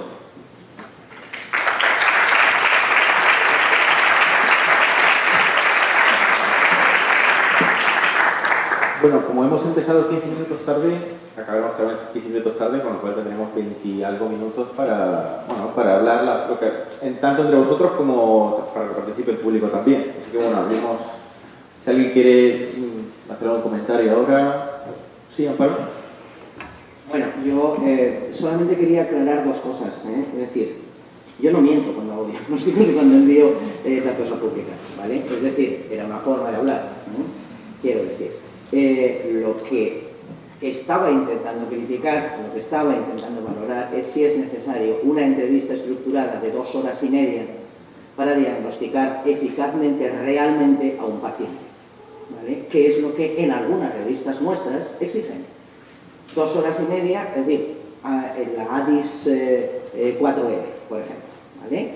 Que aparte de que se requiere un entrenamiento para ello, cosa que obviamente hay que tener, no es necesario 2 horas y media para un diagnóstico formal de un paciente, ¿vale? Me estaba refiriendo a eso, con lo cual lo que utilizamos, y ahí vendría entre comillas la mentira, que no es tal porque se escribe, son versiones reducidas de la ADIS, es decir, versiones que cuando ya sabes, porque has hecho una anamnesis previa por dónde va el problema, pues con 15 minutos de esa ADIS reducida llegas al diagnóstico, ¿vale? Y, en segundo lugar, por supuesto que no hay que aplicar un tratamiento que no esté validado, ¿vale? Lo planteaba como problema, precisamente, ¿vale? Es decir, es que como me he comido mucho tiempo previamente, no he podido desarrollarlo. Los tratamientos, cualquier tipo de intervención que hagamos con cualquier persona, para cualquier cosa, me da igual si es para el insomnio, para una disfunción sexual, para un trastorno obsesivo compulsivo o para un duelo no resuelto, tiene que tener apoyo científico, ¿vale? Y el gran reto que tenemos en estos momentos es que los apoyos científicos con los que contamos para los tratamientos empíricamente validados no son suficientes en muchos casos, ¿vale? Por eso hay que ensayar nuevas formas. Obviamente, esas nuevas formas tienen que pasar por un comité ético, tienen que estar fundamentadas científicamente, tienen que hacerse ensayos primero clínicos no aleatorizados pero controlados, es decir que estaba intentando hablar en términos generales, es decir, no quiero que la gente tome mis palabras como que aquí se nos ocurre no sé qué y entonces lo aplicamos a ver qué pasa, ¿no? Es decir, ¿vale? Y por último, algo que me parece muy importante, ¿vale? Precisamente hablamos de escuelas de psicología, ¿no? Como cundiría a lo mejor en muchos sentidos en psicología clínica, especialmente en tratamientos, estamos en una etapa preparadigmática porque parece que realmente nos estemos pegando, ¿vale? Yo creo que eso actualmente no está así. La gente ya sabe lo que funciona, ¿no? La gente ya sabe, me refiero a la comunidad científica y a la gente en general, ¿vale? Cuáles son los tratamientos que funcionan, cuáles son los que no funcionan, cuáles están empíricamente validados y la mayor parte de ellos están dentro de eso que se denomina tratamientos cognitivo-conductuales. No exclusivamente, porque también hay componentes de otros tratamientos que son importantes, ¿vale? Y de hecho, a lo que se está dirigiendo actualmente la investigación es a la búsqueda de elementos transdiagnósticos y de transtratamiento, ¿vale? En donde lo que se busca es precisamente qué elementos comunes hay entre distintos trastornos y distintos tratamientos que resultan eficaces, es decir, cuál es el componente realmente eficaz del tratamiento y a cuántos problemas se pueden aplicar, entendiendo por problemas los problemas desde una perspectiva dimensional y no categorial excluyente, ¿no? Que es lo que plantea el DSM, ¿vale? No, simplemente quería aclarar eso, que no mentimos y que no se nos ocurren cosas así para ver, a ver hoy qué se me ocurre con este paciente que tengo delante que puedo hacer algo, ¿vale? Bueno, antes de que hable, creo que José Ramón y Cristian querían decir algo. Yo muy rápido, vamos, que lo entiendo así, solo cuando dijiste todos mentimos yo me sentí personalmente ofendido, porque no. Y luego, pero vamos, que comparto totalmente lo que has dicho. Sí que veo, sabéis que se está hablando en estos momentos de lo que se ha denominado crisis de replicabilidad. Que quiere decir que hay un montón de estudios que se intentan repetir y no funcionan. Y el número es asombroso. Y en algunas disciplinas especialmente alto. Entonces yo creo que es un fenómeno que nos afecta a todos y yo creo que tenemos que tomar medidas. En algunos países, por ejemplo en Holanda, han reservado una parte de la financiación para estudios de replicabilidad. O se pide a los profesores universitarios, ya que somos muchos, que en los trabajos fin de grado, trabajo fin de máster, no se intente hacer algo, una investigación original que puede ser muy difícil para una persona en su primera formación, sino que se intenten replicar un estudio previo, que es un magnífico entrenamiento y que lo necesitamos como sociedad. Nada más, gracias. ¿Cristian? Sí, si le pasas el micrófono, por favor. Vale, voy a intentar ser muy breve. Me gusta mucho que, como has hecho tu intervención, por esto de carácter polémica y discusiones, y entonces, no, bueno, pues igual voy a plantear algunas respuestas también para que todos podamos discutir un poco. Bueno, yo soy consciente, bueno, hay muchas cosas que has dicho que me parecen muy, muy interesantes. Una que me resulta un poco extraña, porque luego muchas veces empiezo a pensar, si no va a ser un tópico un poco tonto, es esto de que no hay diferencia entre humanidades y ciencias, porque todo es conocimiento. Que puedo entenderlo, pero es como decir que no hay diferencia entre sillas y mesas porque todo es mueble. O sea, entiendo que obviamente todo es conocimiento, pero hay disciplinas distintas que tienen métodos distintos y que abordan problemas diferentes e incluso tienen formas diferentes de abordar los problemas. De hecho, los filósofos de la ciencia tenemos la peculiaridad de romper la frontera, de trabajar a camino entre la ciencia y la filosofía, y esto es interesante. Tiene que ver, muchas veces, la diferencia entre ciencias y letras, con una reivindicación que yo voy a hacer siempre, aunque sea muy pesado, que es lo de las definiciones. También de todos los científicos que conozco me dicen que odian las definiciones. las odia, las parece horrible, porque tú coges y buscas el marxismo del diccionario o enfermedad o lo que fuera y es un desastre. Entonces, a mí me hace mucha gracia porque parece que la conclusión que sacan de esto, en vez de necesitamos definiciones mejores, es no necesitamos definiciones. Entonces, claro, si tú no defines algo, no vas a usar el término igual. O sea, no te creas que desaparece el término. Vas a seguir hablando de trastornos, de enfermedades, y si no tienes una definición clara sobre qué es esto, vas a utilizar algo pues, que seguramente sea intuitivo, naif, y esto lo decía, si tú no piensas algo, no te preocupes que alguien lo va a pensar por ti, y luego tú lo vas a repetir. Entonces, por eso me parece que es muy interesante, y más que muy interesante, es una necesidad de los científicos ir a las definiciones. O sea, no hay otra. Por mucho que se haga esto, por mucho que sean limitantes, y por mucho que siempre haya contraejemplos, hay que ir a esto, hay que expandir esto. Y de hecho, un ejemplo de cómo las definiciones cambian los fenómenos, o el acercamiento de los fenómenos, es la propiedad de espíritu o alma. Pues lo que era el estudio sobre el alma, después se convierte en el estudio sobre la mente, y ahora parece que es el estudio sobre el cerebro. Entonces, porque vamos mejorando las definiciones, o por lo menos vamos mejorando la forma de acercarnos a los fenómenos. No sé si mejorando, porque es la otra cuestión que te iba a hacer. Yo sé que cada vez que lo digo, todos los científicos se vuelven locos, esto de que los científicos están equivocados. Esto es una cosa que yo lo entiendo, es una cosa que no suena bien. Y no suena bien, pero entonces, porque es más fácil decir, o más agradable decir que es incompleto, que se puede mejorar, que se puede cambiar. Tiene que ver con un debate, aquí está Valeriano, que es profesor de filosofía de la ciencia, con un debate de filosofía de la ciencia que es sobre el realismo. Si la ciencia define o no, trata o no la realidad. Son debates que ya están en Platón y que seguramente mucho antes, pero que siguen siendo ahora mismo muy pertinentes. Entonces, la idea de si la ciencia o no describe la realidad, pues bueno, pues seguramente esto es un melón muy difícil de decir. Es un método, una forma de conocimiento muy concreto que nos permite vivir. No sé si lo describe, pero nos permite manejar la realidad. Esto es una cosa muy útil. Seguramente si fuéramos del siglo XII te dirían que la teología o la lectura de la Biblia te describe la realidad. Y nadie discutiría esto. Y te dirían que cuanto más sabemos de la Biblia, más sabemos de la realidad. A veces cuanto más sabemos de ciencia, más sabemos de la realidad. Yo no soy escéptico así loco, que pienso que la ciencia es mejor conocimiento que la Biblia, y que hay cosas aquí que nos permiten vivir en la realidad y manejarla porque de alguna forma nos dan una imagen de la realidad, nos permiten acercarnos a la realidad. Pero duele mucho, muchas veces a mí me duele mucho, de forma naif, decir que los científicos son humanos. Son humanos y que tienen una práctica social institucionalizada. Si nosotros somos humanos, los panaderos son humanos y cualquiera persona que nos pongamos a decir cualquier cosa que hace, pues tiene sus limitaciones.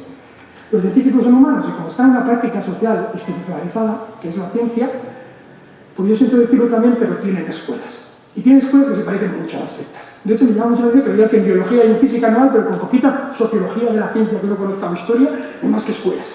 Y de hecho hay cosas como crisis de replicabilidad. La crisis de una de las explicaciones que suele dar la crisis de la replicabilidad es que la práctica social institucionalizada tiene unas reglas tan perversas, esto de que tienes que publicar pables autores, ese tipo de cosas, de que tienes que entrar a un laboratorio, de que tienes que hacer exactamente el experimento que te dice tu jefe que hagas y tienes que cumplir, de que solo puedes publicar los resultados positivos, no los negativos. Hay un montón de cosas aquí que se parecen muchísimo a cómo funciona una secta.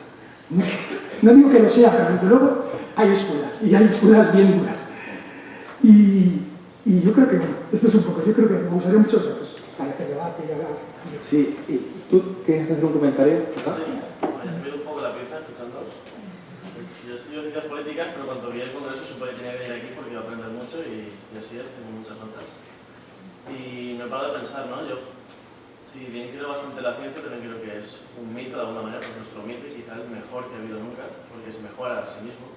No sé si en el error o quizá es un conocimiento más profundo, ¿no? No sé dónde está el límite, pero es lo mejor que tenemos. He pensado mucho sobre los temas de los tratamientos, las patologías, cómo las entendemos, y quizá en nuestra sociedad ya vivimos como de espaldas al sufrimiento, ¿no? Queriendo evitarlo, buscando otro remedio que la vía rápida, en este caso la medicación, sin querer tratarlo de otra manera o quizá teniendo una perspectiva más de enfrentarnos a la vida, que yo soy muy vitalista también y a lo que me he dedicado es a la adaptación y a la autosuperación, ¿no? Ayer mismo me llegó un niño de 6 años con sus padres a la escuela deportiva donde yo trabajo, en el parkour, que es otra cosa que adaptación al medio a través del propio cuerpo, y me dijeron que era hiperactivo y que lo estaban medicando. Y yo estaba diciendo, bueno, tiene 6 años, tuve que ir una media horita con él y me lo llevé con mis obstáculos, mis balas y digo, a ver qué tal se mueve, ¿no? Tiene disposición al reto y una capacidad de adaptación enorme. Yo no sé quién para decirlo, pero no lo medicaría. Yo es un tema muy fuerte que quedaría. No lo medicaría de ninguna manera. Y yo tengo 22 años y mucha gente en mi entorno de mi edad y más jóvenes que han estado tomando pastillas y demás y no han sido resolver problemas que de alguna manera pues son los comunes y cotidianos de toda la humanidad y que han existido siempre. No sé si antes nos suicidábamos más, creo que menos de hecho, pero no nos tomamos tantas pastillas. Gracias. Hay una persona allí arriba, al final. ¿Tú, el amarillo? Sí. Si puedes alzar mucho la voz, estás ahí atrás. Yo estoy en este congreso pues, por una cuestión más personal que me toca de lleno después de superar un trastorno adaptativo a personas terapias psicoanalítica y gestáltica sin tener que medicarme nada. Durante 3 años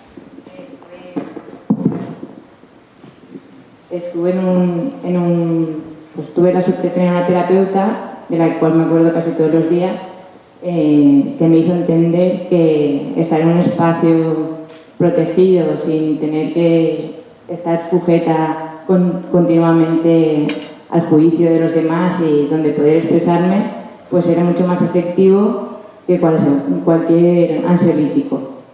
Bueno, de hecho me ha evolucionado de tal manera que es como si me hubiesen cambiado un chip, o sea, si me hubiesen quitado el chip del sufrimiento. Y desde entonces hay veces que me siento mal y puedo sufrir por puntualmente sentir algún dolor, pues o sea, murió mi padre, cosas así, pero he dejado de sufrir. También he puesto distancia, por ejemplo, mi divorcio fue en violencia de género, cosa que estoy también tratando de trabajar, principalmente pues no he conseguido establecer otro vínculo, pero bueno, a nivel emocional sí que he superado ese trastorno adaptativo. El tema es que a raíz de eso pues, me interesé por todo lo que es la filosofía de la ciencia y no terminaba de entender cómo es posible que desde la sanidad pública no hiciesen lo que yo había hecho, ¿no? O sea, me producía mucho malestar y pensaba, jolín, o sea, cuánta gente termina medicada con una cantidad de ansiolíticos y de por vida sin poner solución a esas cosas y no los derivan a profesionales que yo conozco gente que es psicóloga clínica está en el paro, ¿no? O sea, ¿cómo es posible que con la cajita que eso no soluciona el problema, lo retrasa y lo agrava e incluso puede degenerar en otro tipo de enfermedades más graves o patologías? Y entonces empecé a estudiar lo que es la filosofía de la ciencia.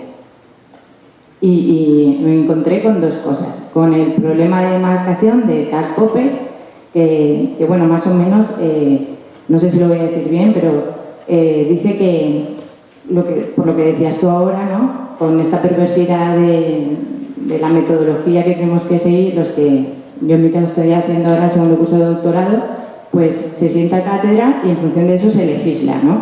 Entonces, cuando la sociedad asume erróneamente el camino de la ciencia, como pasa, por ejemplo, pues no sé, por decir algo, con los alimentos, en este caso pues con la salud mental, y no hay una vuelta atrás, ¿no? O sea, es lo que también Thomas Kuhn llama como cambio de paradigma. ¿Qué revolución tiene que ocurrir para que científicamente se asuma que eso ya no es válido, ¿no? O sea, que en la ciencia somos científicos, somos humanos y nos equivocamos. Entonces, ¿cómo hacer, no? Para que desde la filosofía de la ciencia se legisle para que el Estado reconozca que esa forma de actuar desde la administración es errónea. ¿Y por qué, por ejemplo, porque es una pseudociencia el psicoanálisis y es una ciencia un paquete de, no sé ni los nombres de los medicamentos, eso no. No sé si alguien en la mesa quiere contestar. Sí, a ver, porque es una pseudociencia psicoanálisis. Yo quería comentar, enhorabuena por tu trabajo personal. Yo creo que habría que hacer un cambio de paradigma, obviamente desde altas instancias, desde el trastorno mental a la salud mental. Eso implica un trabajo educativo, trabajar reconocimiento de emociones, trabajo en inteligencia emocional y todo lo que no se está trabajando desde niños, porque parece que estamos criando a futuros trabajadores obedientes y que no se cuestionen las cosas. y parece que eso es lo que le interesa al sistema, ¿no? Entonces, ¿qué pasa? Es lamentable, corrígeme si me equivoco, Amparo, el año pasado en las oposiciones a psicólogo interno residente hubieron 119 plazas, ¿no? Bien, 119 psicólogos, ahora el 24 o 25 de mayo van a tomar posesión de su flamante plaza de 4 años, en los que trabajarán en salud mental, y por mi experiencia de los pacientes del hospital clínico, cuando yo les pregunto, doctor, ¿me puede enviar usted al psicólogo? Y entonces yo les envío con una interconsulta de neuropsicología a psicología clínica, ¿no? Cuando me cuentan sus experiencias, sí, el problema es que me ven 30 minutos, a veces cada 2 meses, ¿no? Dicen, claro, esto no puede ser, ¿no? Tenemos que cambiar el paradigma, y el dato que decía 4 psicólogos por cada 100.000 habitantes, probablemente son muchos más los que están trabajando desde la privada, ¿no? Pero bueno, es desde la privada. Como españoles estamos pagando impuestos para tener una sanidad donde creo que debería ser más universalizante la presencia del psicólogo, como ha ido ganando la psiquiatría, ¿no? Pero ahí los psicólogos todavía nos queda mucho camino por hacer. Una última intervención. Bueno, cada tiempo, ¿no? Para un par, ¿no? 2. Bueno, primero dar las gracias, ha sido una mesa muy interesante, sois todos muy inteligentes. Y luego, para que discutáis un poco más, quería preguntaros sobre el diagnóstico, si pensáis que va por modas también, porque ya no solamente ahora con el TDAH, sino en el siglo XIX, cuántos casos de histeria había y cuántos casos de histeria se diagnostican ahora. Que pasa que la histeria ya no existe, se ha erradicado, o qué es lo que ha pasado. Entonces me gustaría que comentarais un poco lo que pensáis y pues qué implicaciones tiene esto también en el diagnóstico.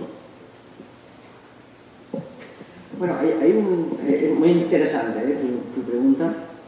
Efectivamente, hay cambios, ¿no?, en el diagnóstico en cuanto a la cantidad de diagnósticos que se hacen con respecto a una patología. Ya, por si acaso no lo sabéis, dentro de seguramente en los próximos 4 o 5 años ya no habrá hipocondríacos. No existen ya, ¿vale? Porque el DSM-5 ha decidido que no existe la hipocondría, ¿no? Entonces, si alguien tiene hipocondría, que no busque que le diagnostiquen de hipocondría. Ni ningún tratamiento, porque no va a estar contemplado como diagnóstico, ¿vale? Bueno, con la histeria de conversión, por ejemplo, ha pasado algo parecido. Claro que los hay, sí que los hay. Lo que pasa es que también sabemos, a pesar de los problemas conceptuales del DSM-5 y toda la industria que hay detrás, etc., afortunadamente es verdad que con el paso del tiempo sabemos un poquito más, no mucho más, pero sí un poquito más, ¿vale? Y muchos de los elementos, de los componentes que se incluían dentro de un diagnóstico de histeria de conversión, pertenecen ahora, ¿no?, o se entienden mejor denominándolos de otra manera e incluidos en otros problemas o en otros trastornos, ¿no? Por eso, aunque sí que existe efectivamente una influencia social para la inflación en concreto de un diagnóstico, actualmente desde luego el trastorno de déficit de atención por hiperactividad, que es larguísimo este diagnóstico, el TDAH en relación, por ejemplo, con los trastornos, con las histerias de conversión en concreto, hay muy poca prevalencia, pero la hay, ¿no? El hecho de que se diagnostiquen menos es porque muchas de las cosas que antes se diagnosticaban como con trastorno conversivo, ahora se diagnostican de otra manera, porque no pertenecen a la esfera de lo conversivo. No sé si me explico. Es decir, algo hemos aprendido, algo sabemos, entonces se modifican los diagnósticos, en ese sentido. ¿Vale? Bueno, una última intervención y hacemos un descanso.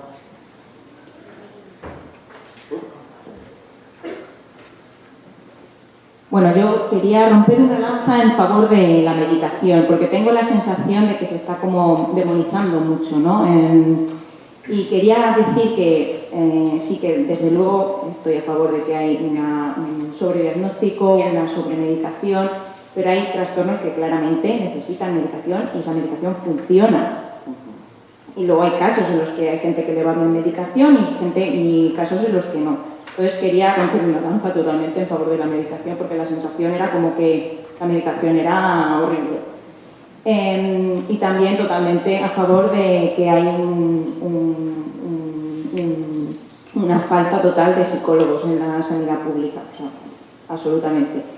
Y esa pelea entre psiquiatras y psicólogos, ¿no? de esa infravaloración de los psiquiatras, que los psicólogos no sirven para nada, y viceversa muchas veces, ¿no? Pero esa problemática que hay ahí, sin más. Sí, totalmente de acuerdo, ¿eh? La medicación, claro que hay que darla, pero hay que darla cuando hay que darla.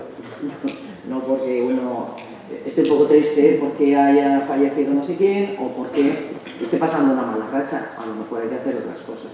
Hay que empoderar a la persona y solo con medicación no se le empodera. Ese es el problema. Quisiera hacer una última intervención porque siempre los grandes olvidados son los niños. Me dedico hace 30 años a trastornos del neurodesarrollo, infantil juvenil. Suelo coincidir mucho con Raúl Esper y como pasó ese vídeo tan didáctico para todos vosotros, creo que el gran hándicap que tenemos en la población infantil juvenil es no solo lo que acaba de comentar Raúl, el bajo ratio de psicólogos clínicos especializados en las unidades de salud mental, sino que al no existir la neuropediatría como especialidad, los niños de 4 o 5 años con trastornos por déficit de atención, por ejemplo, automáticamente son derivados a las unidades de salud mental. Y he tenido alumnas en la IBES, en las unidades de salud mental, que están convencidos que con una hora de intervención, como acaba de decir la doctora Bendiop, no se puede estar con estas familias menos de 2 horas en la primera entrevista. Están convencidos que el diagnóstico, encajado en las casillas del DSM-4 o 5, es correcto. Y en la medida que no tengamos un diagnóstico interdisciplinar, donde sumemos toda la inteligencia de cada sector y tengamos biomarcadores clínicos fiables, pre y post intervención y pre y post medicación, vamos a tener la infancia, creo que a nivel de la Unión Europea, con mayor abuso de metilfenidato, donde las variables contextuales idiosincrásicas no se tienen en cuenta en absoluto y donde parece ser que se está considerando que la medicina es el sobrediagnóstico, cuando la correcta medicina es tener una población sana y que recurra lo menos posibles, obviamente, a todo tipo de servicios, no solo a las unidades de salud mental. Así que, estadísticamente hablando, en la Comunidad Valenciana, niños de 4 o 5 años ya tienen el estigma, como dijo la doctora Bendiop, de concurrir a unidades de salud mental y están consumiendo alrededor, niños con 30 kilos de peso, alrededor de 40 a 60 miligramos de metilfenidato. Biomarcadores clínicos comparativos para el follow-up, para ver cómo realmente en ese cerebro está mejorando ese fármaco. Yo acabo de hacer una muestra de 49 pacientes y realmente la posibilidad de tener un biomarcador genético, neurofisiológico, si les cuento los resultados, deja muchísimo que desear. Así que creo que nos tenemos que unir para evitar, obviamente, el sobrediagnóstico y, evidentemente, la sobremedicación infantil y tener en cuenta otras variables que en 10 minutos de consulta son imposibles de ver.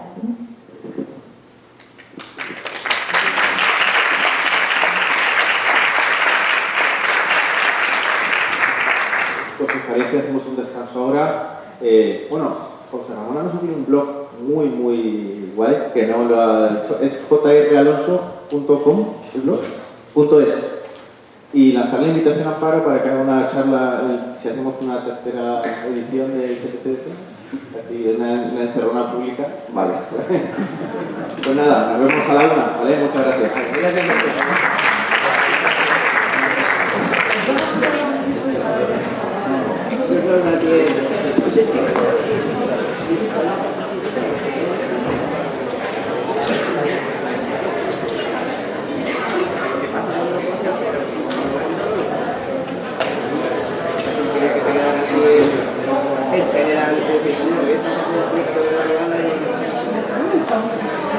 No, has hecho muy bien. Cuando veo yo digo que la gente de verdad se puede pensar, pero la gente se puede pensar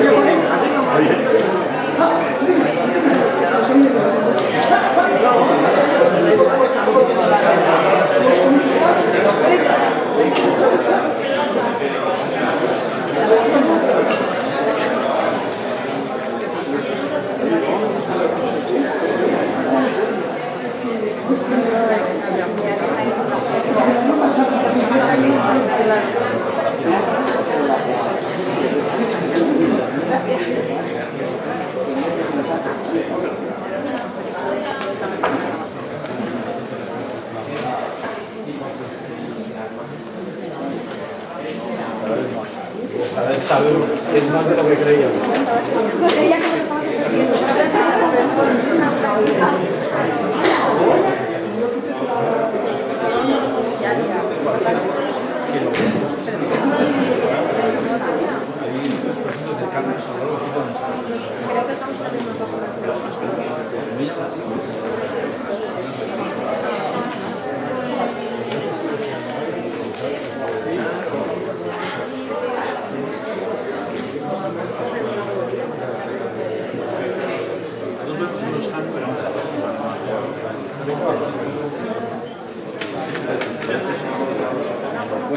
No lo creo, si no lo he hecho yo. A ver que saque el pulso.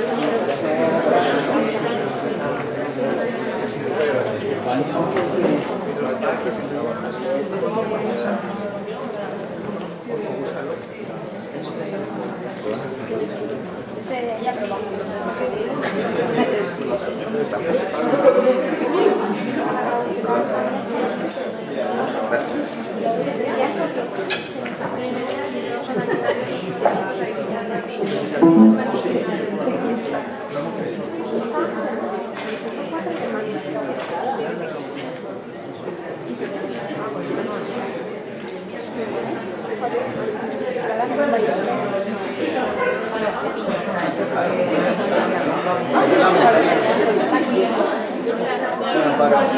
Muchas gracias, Ángela. Me vuelvo a Madrid. Vale, venga. Gracias a ti. Ya te digo que pincho. Ah, vale, perfecto. Angelo, perdona. Sí.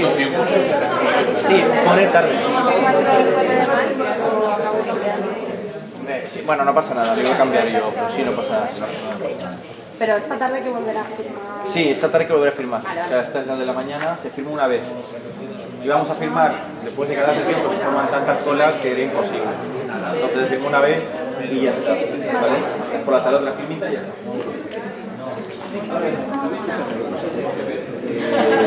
Sí, es normal. No, bueno. Vale, felizmente que tenemos margen. Espera, tengo que ir a la conserjería a preguntar por los cables, ¿vale?